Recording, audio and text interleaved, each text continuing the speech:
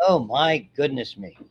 So we're going to finish obviously the first chapter. I'm just sort of going over and going through all the what's the two PowerPoints that I've used, make sure I cover everything.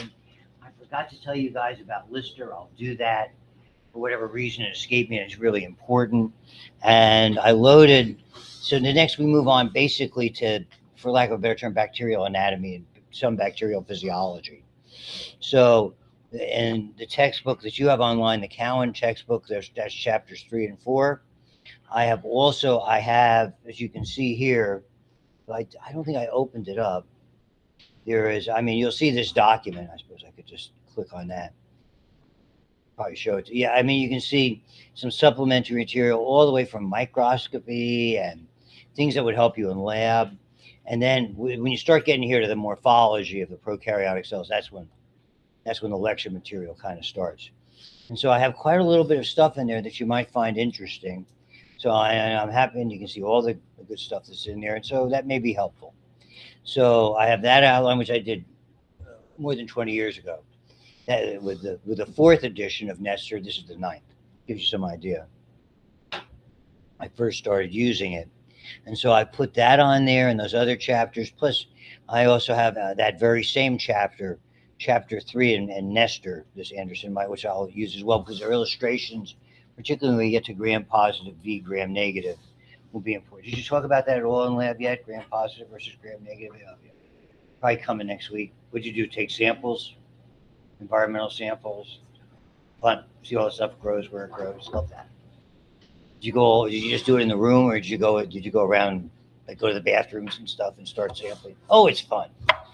That's why I'd never use a water fountain again. Never, never again. That's what I did. Filthy.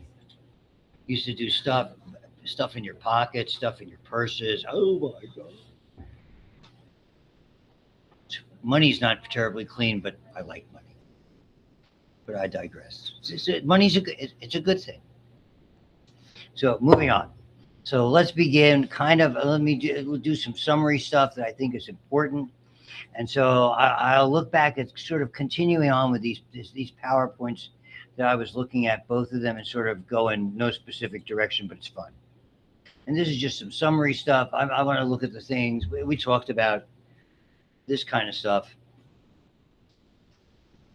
the things that microorganisms do. And honestly, this is the whole idea. We really have an idea when we start looking at, when they talk about human microbiome, these are the organisms that are part of us. They line all of our boundaries. They line all of our skin all the time, effectively all of our internal linings all of the time. So there's a remarkable amount of microbes that are part of this. And so all of this, and basically it's competition, whether it's lining an internal passageway like the alimentary canal, or genitourinary or respiratory, any of those, digestion because of that's what probiotics are all about.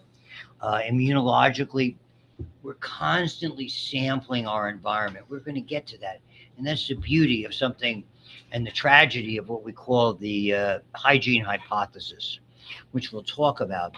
And this is what people were so obsessively clean, and some of that's that we kind of went a little nuts with COVID, as everybody would probably remember fairly well. I mean, it's okay. We're supposed to. We don't have to constantly. We need those organisms on our skin. We need to be outside. We need to have our kids go with other kids. And there's a lot of problems. Very, very interesting historically. And we'll look a little bit more about that down the road. I mean, I realize it's a little bit different, and we weren't. It's the old when I was a kid.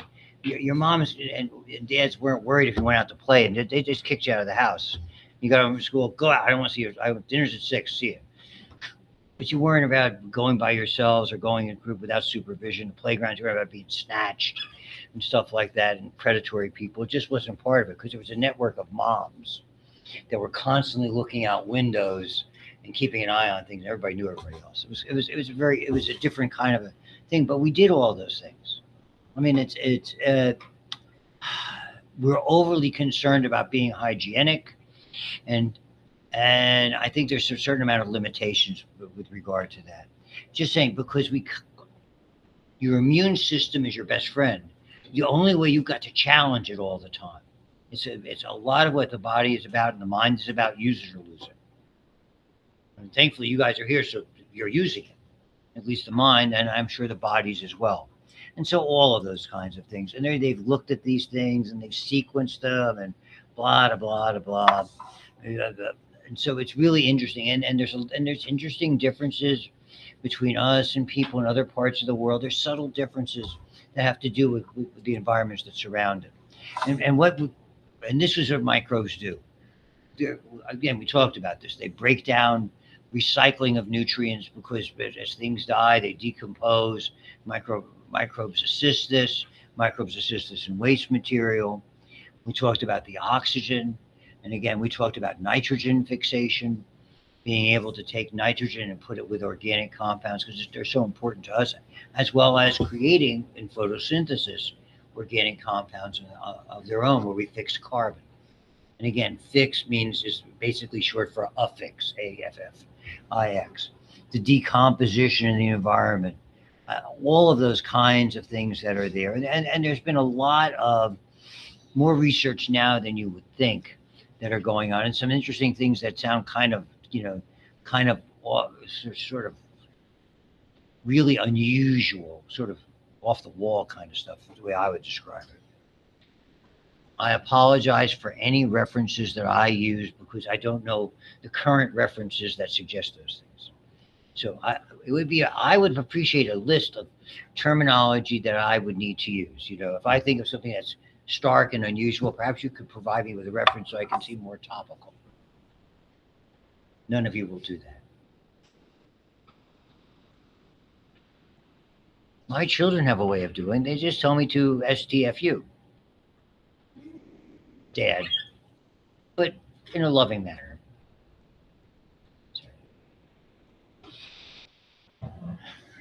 My wife says it more directly.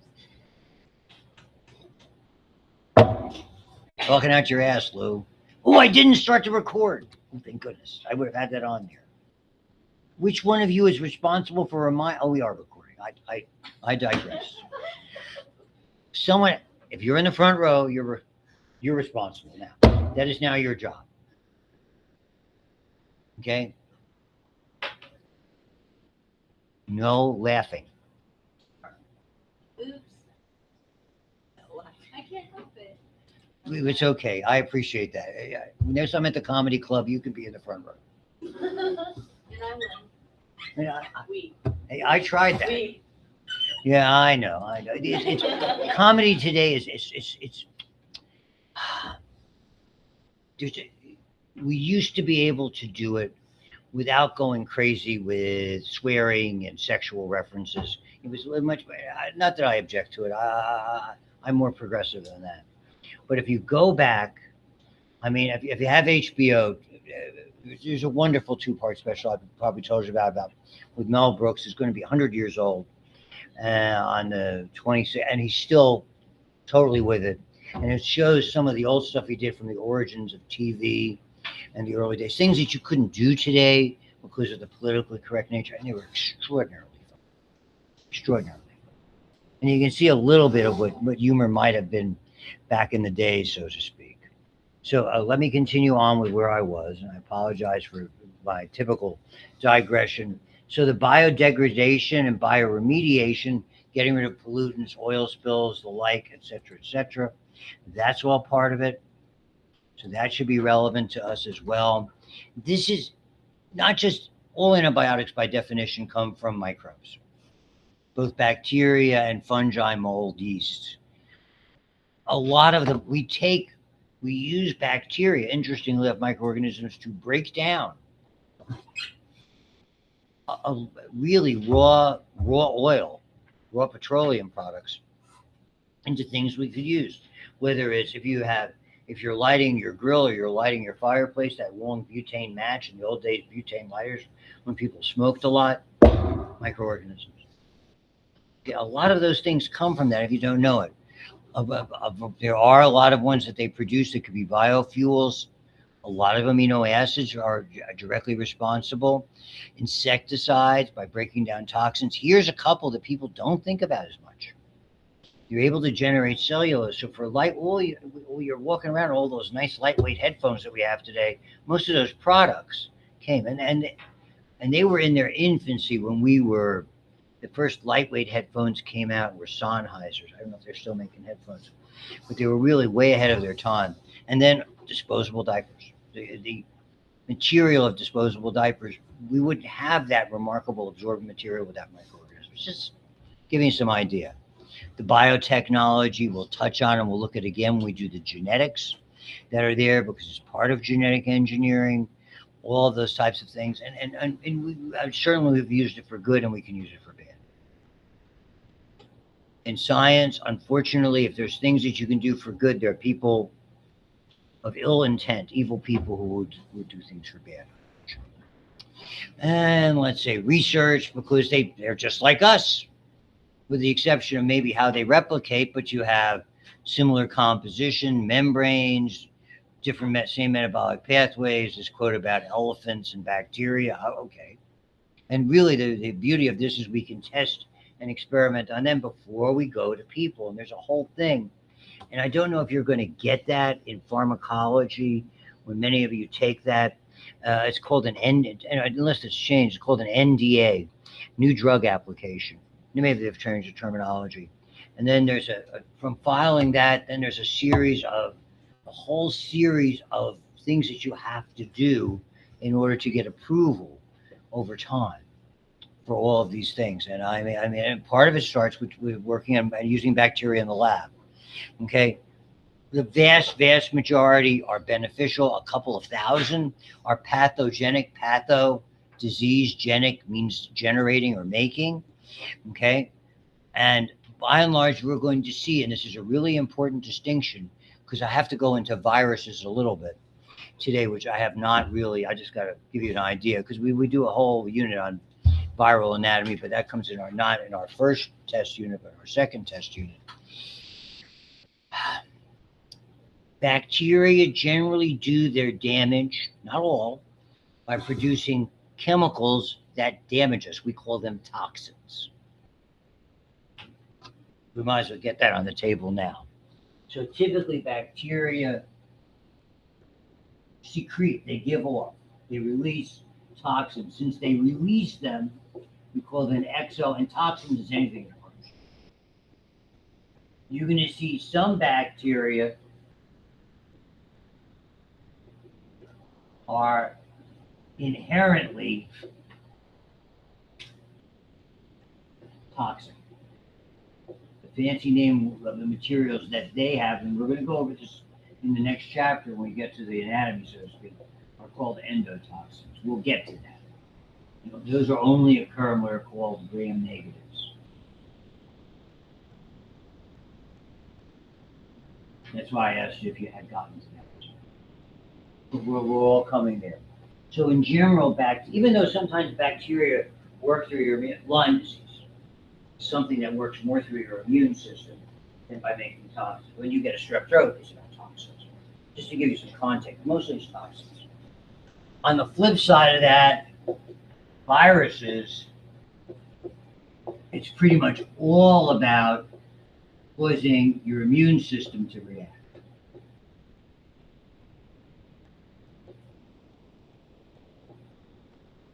Now, that's not to say they don't damage cells, but in general, it's when you get a cold, when you get the flu, it's affecting system, it's provoking a rather severe immunological reaction. The worse that case of the flu is, the worse that cold, the worse that tummy virus is going around, it has to do with the virus, so it's immunological. It's and it's a two-edged sword. A lot of times, the healthier you are, the sicker you get. To some extent, that played a role a little bit in COVID.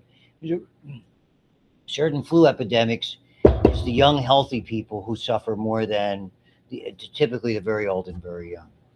Sometimes your immune system is not your friend in that regard. Immune system is fascinating. And I hope you get a pretty good unit with whoever is teaching you.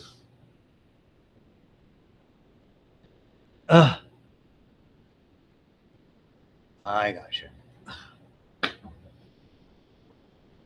We're we're terrible parents and just terrible. Didn't get something for my son and daughter-in-law for Christmas, and now Valentine's Day and birthdays are coming up. I'm awful. Terrible.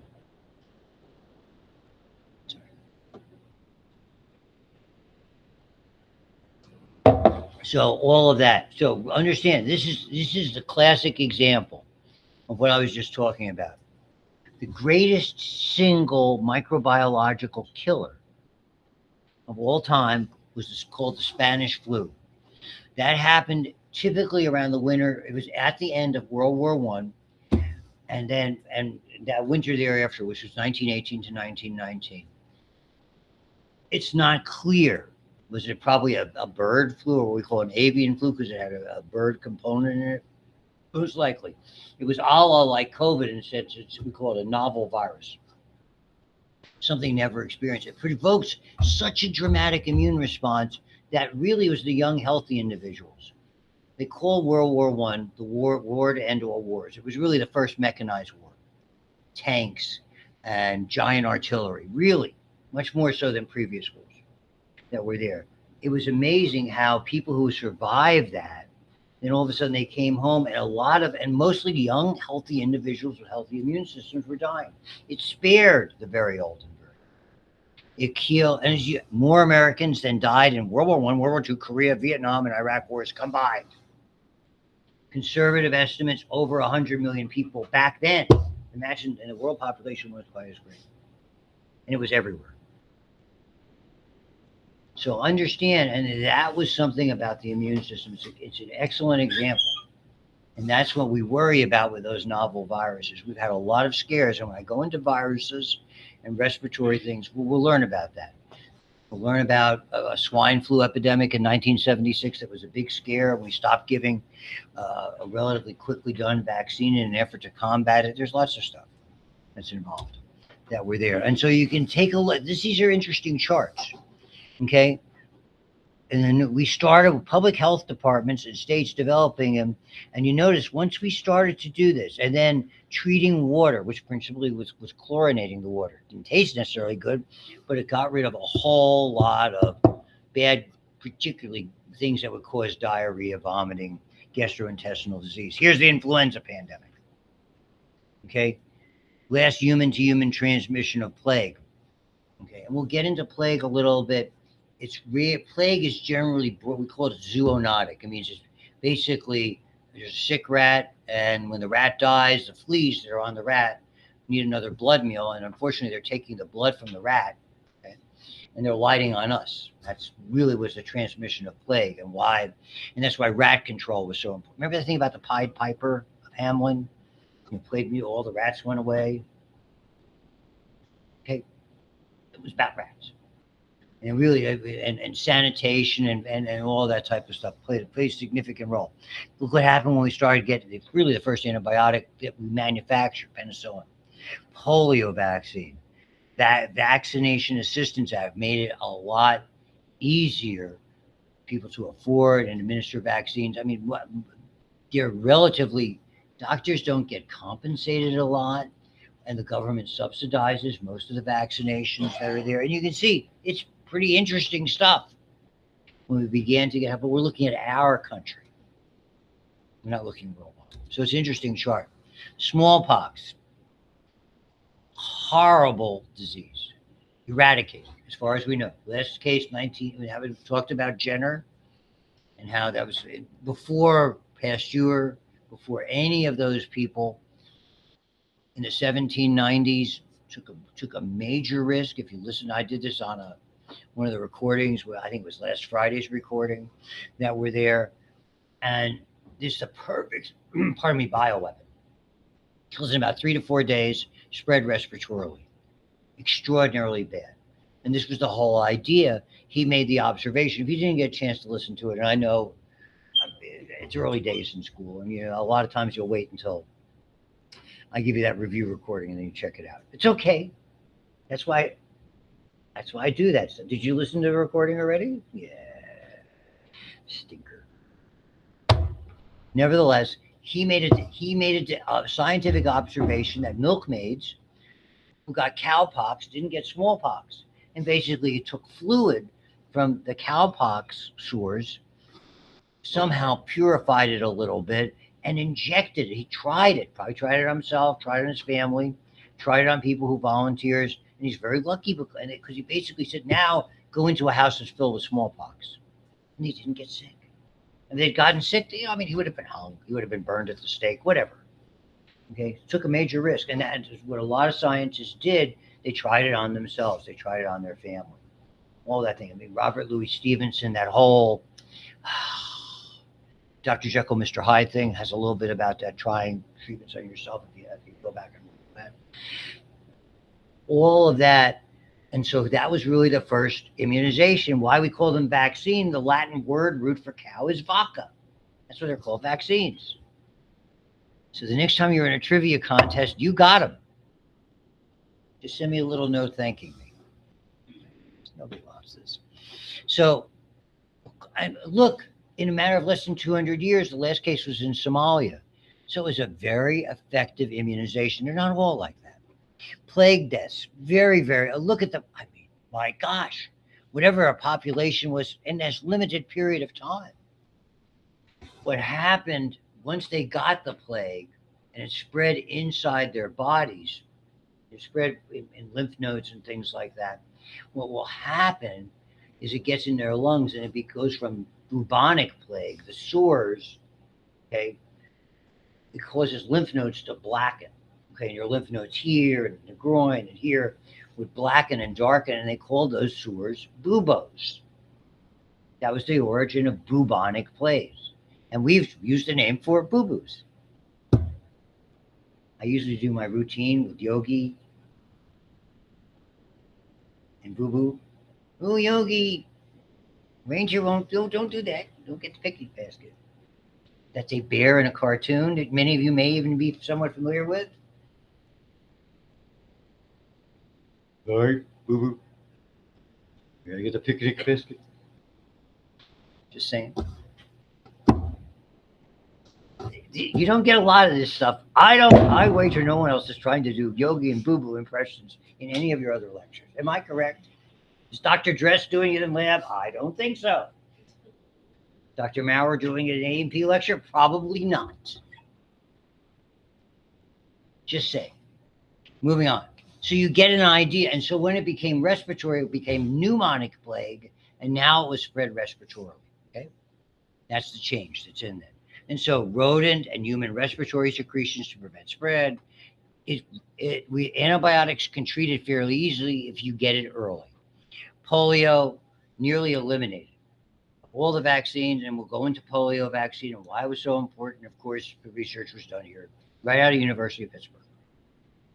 It basically came from here. So we give it a little Pittsburgh tie. All of these things that are there, amazing.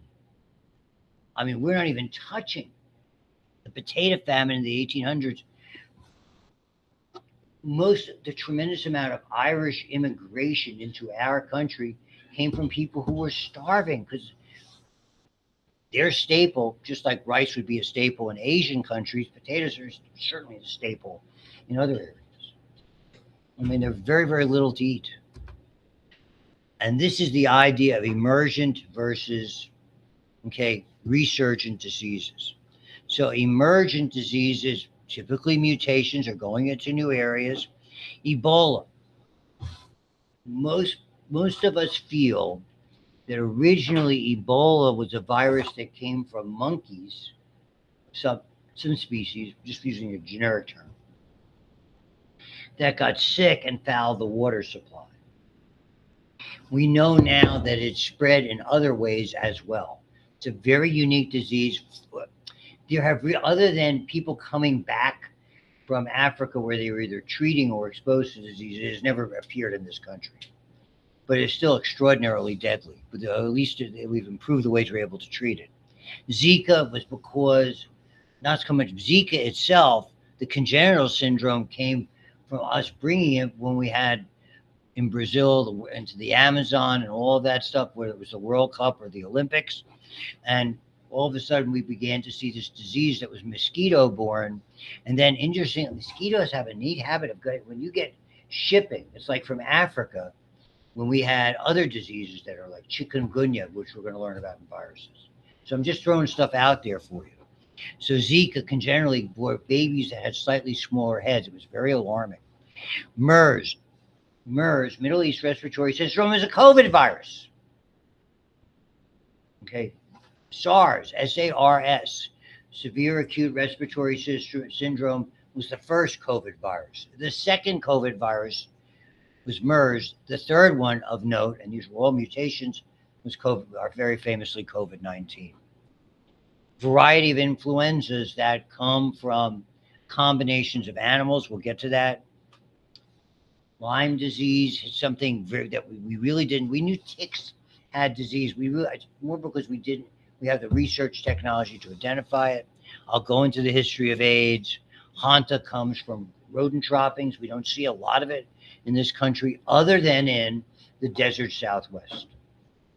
So if you live in Arizona, New Mexico, that Four Corners area, southern Utah, Colorado, that area, they're very familiar with it, as they are for other things, because of the dry climate. You get all the dust. If you've ever been there in those deserts, you get dust that all of a sudden out of nowhere, you get these dust devils that go around. Oh, not good.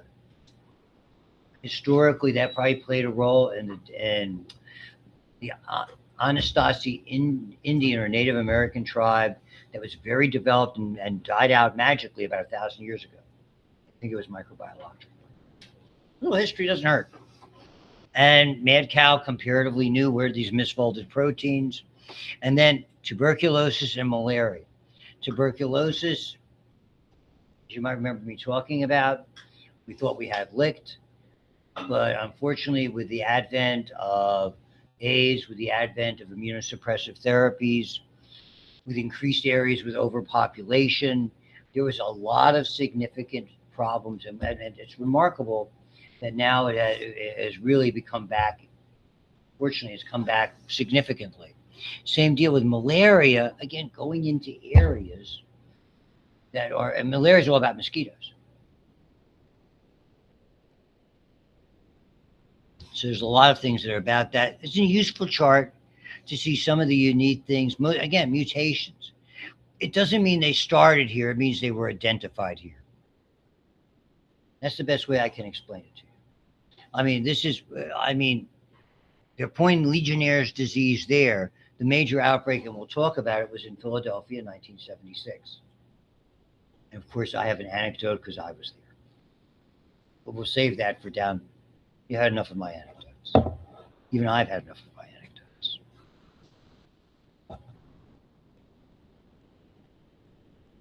At least Ebola, different kinds of hemorrhagic fevers. AIDS only because it was in California, only because it was first described there. It was effectively started in Africa. It just happened. The paper came from here. And that's why charts, you have to understand what they are. Okay, emerging infectious.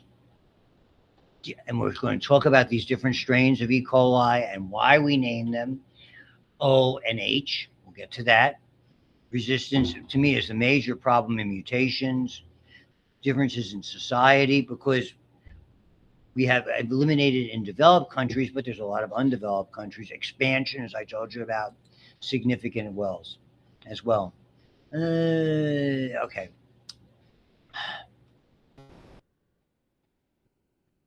It's when we do methods of control, chemical methods of control and physical methods of control, we'll delve into a lot of why people have a distrust of vaccines. And I think we are overly vaccinated, just my opinion. But we do need to be vaccinated. It didn't stop. You'll find in life, if you're doing it for your own kids or your own family. So when my daughter had her daughter, and when my granddaughter had her son, most recently, he'll be a year old in May. Basically, I said, get him vaccinated. So I'm not, I feel they're relevant, but if I hope they follow the right schedules. That's me, my spin on it. We'll get into Helicobacter pylori. The important word there is may. If they said stomach cancer, gastric cancer, I would agree with it. If they said stomach ulcers, I would not. The fact that the may being a permissive term, no one had worse stomach ulcers than I did. I had two giant major surgeries, one in 93, one in 2000, for stomach ulcers. I can't tell you how many times they swabbed for Helicobacter pylori. I never had a positive test. Okay? 90% of us have it anyway. So if there's a correlation coefficient, sure. It's a cause and effect, never processed it. HPV, whole different number there. We visit HPV about 3 different times when we talk about warts, particularly so at the latter portion of the course when we talk about genitourinary diseases. So a lot of different things, and we're going to get into the distinction between and we talked about that. The prokaryotic cell, no membrane-bound organelles, including a nucleus. Eukaryotic cell has them, and it's very important. And again, the whole idea of the domains, you do need to be familiar with that. The prokaryotic domains, single cell only, cell wall, peptidoglycan, yes, peptidoglycan, no. Extreme environments for archaea. I have this in a variety of things I've handed out or given you previously. And then the eukaryote, the 3 eukaryotic microbes, similar to our cells that we need to be aware of. Algae, unique because they have chlorophyll. Just like bacteria are unique, which means they're a distinguishing characteristic. Nobody else has them, have peptidoglycan. Fungi, yeast, mold are a significant eukaryotic microbe vis-a-vis our purposes here in micro, because they have a cell wall but no chlorophyll. So they're sort of like in between. It's almost like that hybrid between an animal form and a plant form, if you want to. And a lot of people think of it that way. And they're most importantly, they're what we call exodigesters. They secrete stuff, breaks down dead stuff so it can be reabsorbed. I mean, that's their purpose of bringing things back to the environment after they die. It's for decomposition. So they're either call them decomposers or saprobes, S-A-P-B, sap, S-A-P probes. S-A-P-R-O-B-E-S. I'll get it yet. And lastly, protozoans, which are single-celled only, things that are found in water and soil. Okay. Fungi, generally land-based. Algae, generally sea-based, water-based. The protists or protozoans are really interesting, and you're going to see they play a significant role in disease as well. Very commonly, a lot of when you get contaminated water, if somebody has well water from a bad septic tank, protozoan, thing called amoebic dysentery or giardiasis. And as I said to you before, and we'll go over this again in genitourinary diseases, the second most common sexually transmitted disease, Trichomonas vaginalis. So I have charts here that you can look at. Again, we use genus and species. So it's perfectly legal if you're writing a paper or report in lab. You don't have to say Escherichia coli. Okay, you just say E. coli. It's easier. You don't have to say Staphylococcus aureus. You can write just capital S period aureus. A-U-R-E-U-S. Or S, capital S period epidermis. And a lot of times it tells you a little bit like aureus. You probably learn about this in lab because it has a golden color. That periodic table is your friend again. AU, capital AU is for gold. You knew that. You didn't know that? What's silver? AG, capital AG. Tungsten. Go W. Go figure. It's like lead, PB. Would you just say freaking lead? It's lead.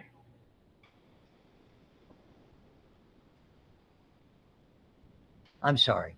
So, and we'll look at all of these. These are ones we talked about already. Here's the aureus. Okay.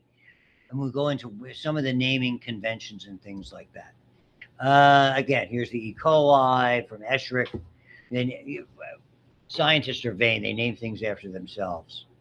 Okay, and you'll get to why Staphylococcus, because you probably learn about it in lab a little bit here. Staphylo means clusters. Cocci are those little spherical. So it's like a cluster. It's really like you go to the grocery store, get a bunch of grapes. That's a cluster. And which brings us to a couple guys we didn't discuss yet. Trying to get this all together before the end. Viruses. They're acellular, so they're not living, but they are important microbes. The big thing about them, they either have DNA, and this is the big word you'll hear 1,000 times, or RNA. Never both. And at the very least, they have some type of protein enclosure, protein shell. Lack of a better word, we're going to call it capsid. That's the minimum requirement. We'll get into everything else, but that's what they are. You talk about prions that will also cause problems like mad cow. They're proteins only that are misfolded. Now that since I'm here, real quick about Joseph Lister, who came shortly after Pasteur. And Lister was basically the father of the aseptic technique. Don't go crazy. People are, a lot of you, when you do clinical stuff, nursing stuff, they're going to talk about sterile technique. Once you open something that's sterile, it's not sterile. Do not say that Dr. Stein said it's appropriately aseptic. It's okay. They say sterile, go with it. It's enough that you know it all. He saw Pasteur's work. He saw all the infections that were going on in surgery. And what he did, I mean, doctors barely wash their hands. They're wearing aprons that are just disgusting and full of yuck. They didn't wear gloves. They didn't clean off the patient. They didn't clean off the instruments a whole lot. They cleaned up, take something, right along. That's about it. And then you start cutting. And so he experimented with dilutions of phenol. We don't use phenol so much that we're going to get to why we do use it. We don't use phenol so much. We do dilutions of phenol, which is a very powerful organic chemical. In the old days, it was called carbolic acid. And when you got to a significant dilution, it was enough that you could wash your hands in it, clean instruments, clean off. That was really, nowadays, we use something called beta-tine a lot, which you've become very familiar with. And that, by doing that, he significantly reduced post-operative infections. Very significant. So these historical figures are important. And it just reminded me, I had a little note to myself. Make sure you tell them about it, because I told the other class. I forgot. I apologize. It's early in the morning. Yeah, they're small. We're big. Yeah, and here they are, the different shapes. We'll get to the peptidoglycan unique. This should not surprise you. There's a test question. What's the distinguishing characteristic of bacteria? Peptidoglycan. If anybody gets that wrong, I will 20 lashes with a wet noodle.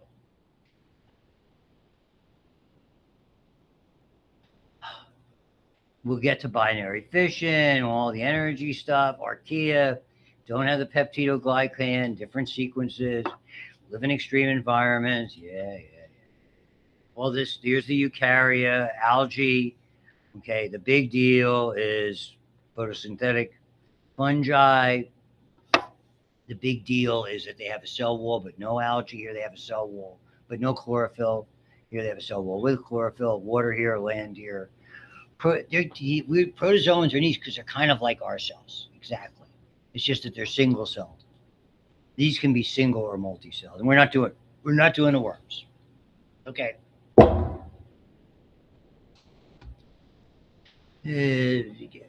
You'll see plenty of this because you'll do this in lab where they classify them based on how they replicate, whether sexually or asexually.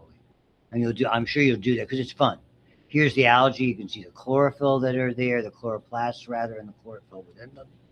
You can see the protozoans. Very interesting. And eukarya are much bigger than prokarya. And they kind of don't do business the way we do it. They don't have the rigid cell wall. We classify them by how they move around. Okay, and we'll look further at this as time goes on. Not doing this. And here they are, again, that DNA or RNA protein coat. You'll see we call them obligate intracellular parasites, which mean the only way they do business is if they're in a cell. The virus is sitting on here, can't hurt you unless they find a way in. And then they invade one of our cells and effectively take it over. We're not doing viroids. I don't know enough about them. Prions, we talk about that in the same virus chapter that are there. By the way, viruses can infect they can infect bacteria, they can infect archaea, and they can infect eukarya. They don't play favorites.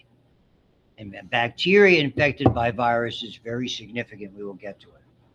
So all life can be infected may kill the host cell or remain with it.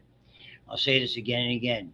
Once a cell is infected by a virus, it's never going to you might get better from that cold, but those cells are either going to die or never be the same. Just the way it is.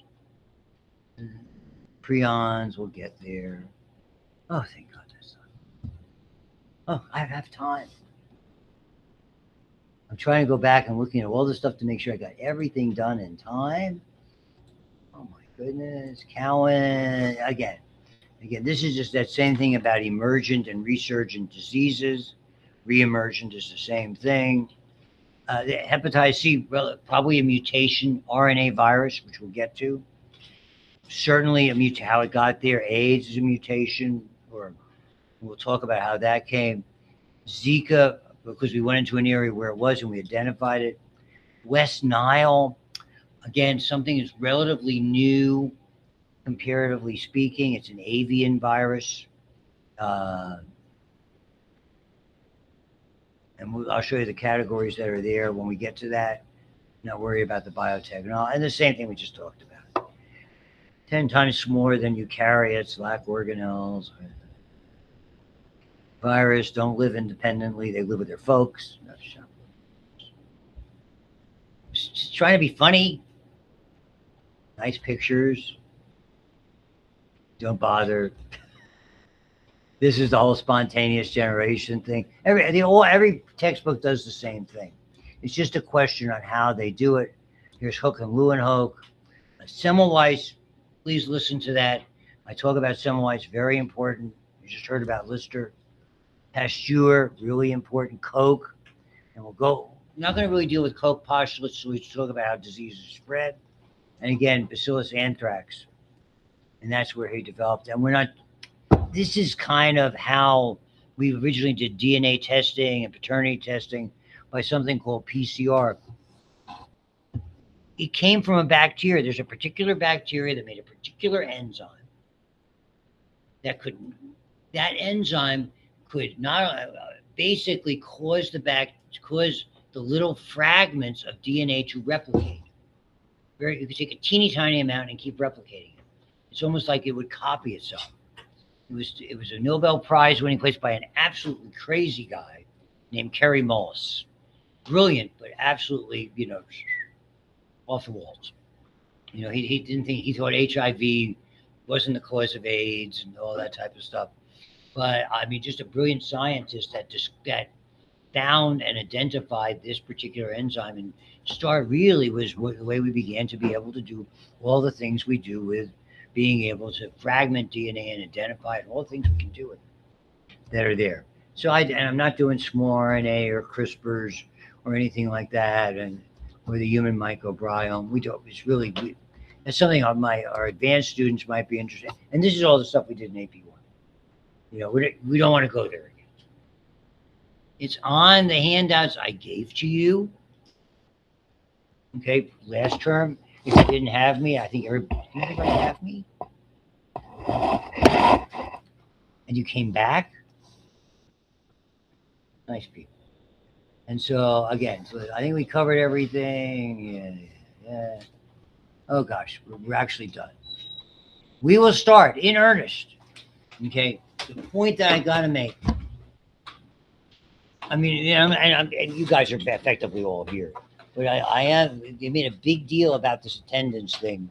And so, I mean, so I just want to make sure if you, for whatever reason, you can't come either Monday or Wednesday, assuming we have class and the weather doesn't go crazy, make sure I know that you aren't planning to drop the class or anything like that. Thank you very much, all of you.